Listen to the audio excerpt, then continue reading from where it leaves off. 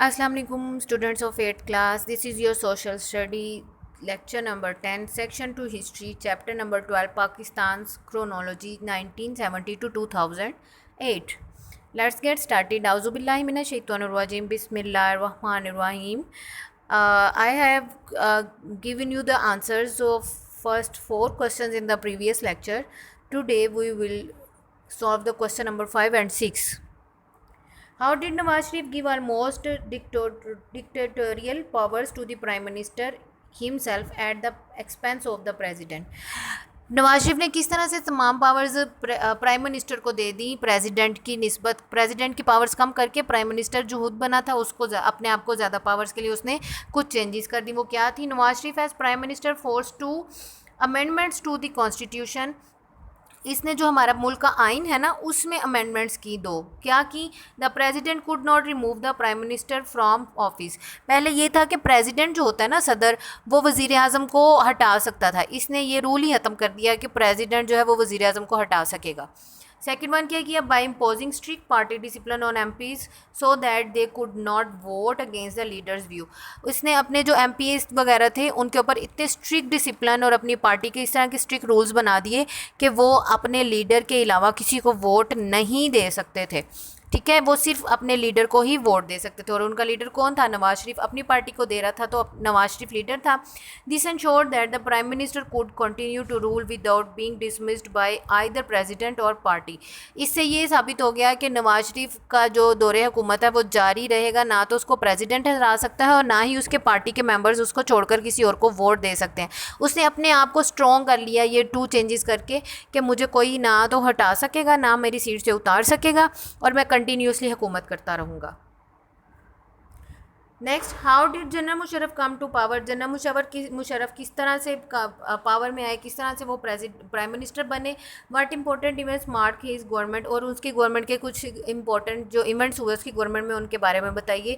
General Musharraf was out of country and when his flight was about to land Nawaz Sharif ordered that no airplane in Pakistan airport in Pakistan should allow it to do so, although fuel was running low and that plane should be diverted elsewhere. जैसे ही मुशर्रफ किसी बाहर के मुल्क से पाकिस्तान आ रहा था तो नवाज शरीफ ने ऑर्डर कर दिया कि जी ये जहाज़ पाकिस्तान में नहीं, कोई भी एयरपोर्ट पे नहीं उतारा जाएगा। तो जो चूँकि जहाज़ में पेट्रोल भी कम था तो उनको कहा गया कि आप कहीं और जाकर लैंडिंग कर लें, पाकिस्तान के किसी भी एयरपोर्ट पर आप लैंडिंग नहीं कर सकते, क्योंकि वो मुशर्रफ को हटाना चाहता था। ठीक है, गवर्नर जनरल था ना, वो आर्मी जनरल था। Musharraf contracted his senior officers. उसने कॉन्टैक्ट किया अपने सीनियर ऑफिसर से, contacted who seized the airport, जिन्होंने फिर एक एयरपोर्ट की परमिशन दी और वहाँ पर जहाज़ की लैंडिंग हुई। The flight landed safely and Musharraf dismissed the Sharif. और फिर क्या हुआ कि जो फ़्लाइट थी वो सेफली लैंड हो गई, उतर आया जहाज़। और उसके बाद जो था आर्मी उसके पास ये पावर्स थी कि वो प्राइम मिनिस्टर को उतार सकती हैं, तो उन्होंने फ़ौरन मुशर्रफ ने क्या किया, नवाज शरीफ को उतार कर मार्शल लॉ लगा दिया। मार्शल लॉ लगाया तो गवर्नमेंट जो थी वो आर्मी के कंट्रोल में चली गई।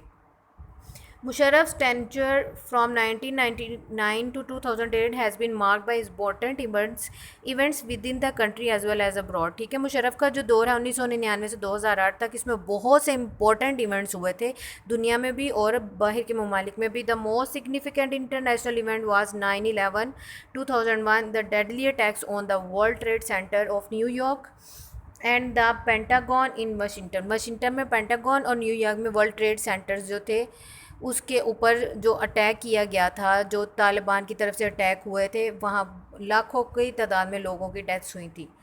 सेंटर की स्पेलिंग सॉरी गलत है, CENTER सेंटर, और इन में स्पेस नहीं है, centre in New York. Okay, with in the country there was already fall out of the Afghan war. क्योंकि हमारी कंट्री के अंदर भी अफ़गान वार चल रही थी, बहुत से रेफ्यूजीज़ थे अफ़गानी जो थे वो पाकिस्तान में आए और अफ़गानियों के साथ जो थी वो हमारे क्लैशेस चल रहे थे and the ongoing Kashmir crisis, और कश्मीर के क्राइसिस भी थे।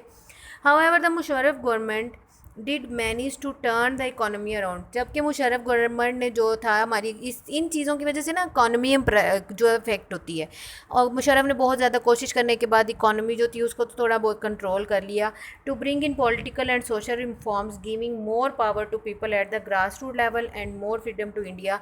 तो इसने क्या किया कि पॉलिटिकल और सोशल रिफॉर्म्स की पैदा की जो थी इस्लाहात ले आया और जो थे ग्रास रूट लेवल लोग जो थे, जो नीचे तबके के लोग थे, उनको कुछ हकूक़ और उनके कुछ ज़्यादा उनके लिए साइशात पैदा की और फ्रीडम दे दी मीडिया को आज़ादी दे दी बोलने की। The national assembly for the first time completed it's term.